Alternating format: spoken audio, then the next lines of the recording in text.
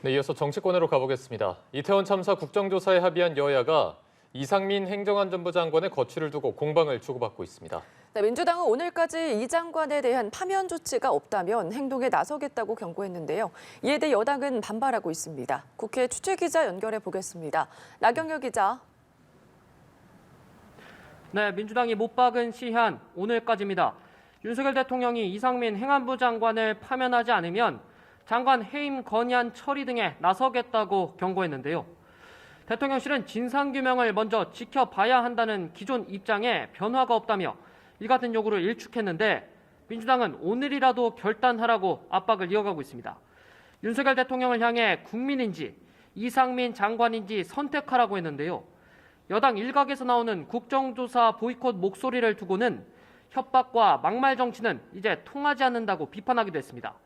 국민의힘은 앞뒤가 뒤바뀐 것이라며 반발하고 있습니다. 국정조사를 하기도 전에 민주당이 결론부터 얘기한다는 건데요. 국정조사를 해야 책임자를 가려낼 수 있는 건데 주호영 원내대표는 오늘 아침 회의에서 민주당 요구대로라면 국정조사를 할 이유가 없다고 강조했습니다. 민주당이 이상민 장관에 대한 해임 건의안 등을 실제 추진할 경우 국정조사 보이콧에 나서는 것이냐는 질문에 양금희 수석 대변인은 주호영 원내대표 발언으로 가름하겠다며 가능성을 열어뒀습니다. 네, 내년도 예산안 법정 처리 기한이 나흘 앞으로 다가왔습니다. 여야 입장차는 좀 좁혀지고 있습니까? 네, 내년도 예산안 심의 좀처럼 속도를 내지 못하고 있습니다. 윤석열표 예산을 지키려는 여당과 이재명표 예산을 확보하려는 야당이 입장 차이를 좁히고 있지 못하기 때문입니다.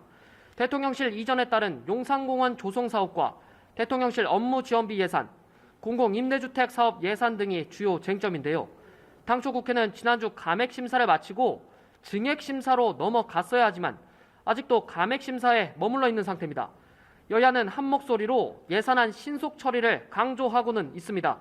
국민의힘 정진석 비대위원장은 예산안 처리가 곧 민생 정치라 했고 민주당 이재명 대표는 처리 시한이 다가와도 급해 보이지 않는다며 정부 여당을 압박했는데요. 하지만 여야 이견이 큰 만큼 법정 기한인 다음 달 2일까지 예산안 처리는 어려울 거란 전망이 많습니다. 국회는 재작년 6년 만에 법정 시한을 지켜 예산안을 통과시켰고 작년에는 시한보다 하루 늦게 예산안을 처리했습니다. 올해는 예산안은 물론 예산안 부수 법안이라 불리는 세제 개편안 논의도 지지부진한 상황이라서 국회가 약속을 지키기 더 어려울 것으로 보입니다. 다만 예산안 처리 뒤에 이태원 참사 국정조사가 본격화하는 만큼 여야의 막판 논의를 지켜볼 필요가 있을 것 같습니다. 지금까지 국회에서 전해드렸습니다.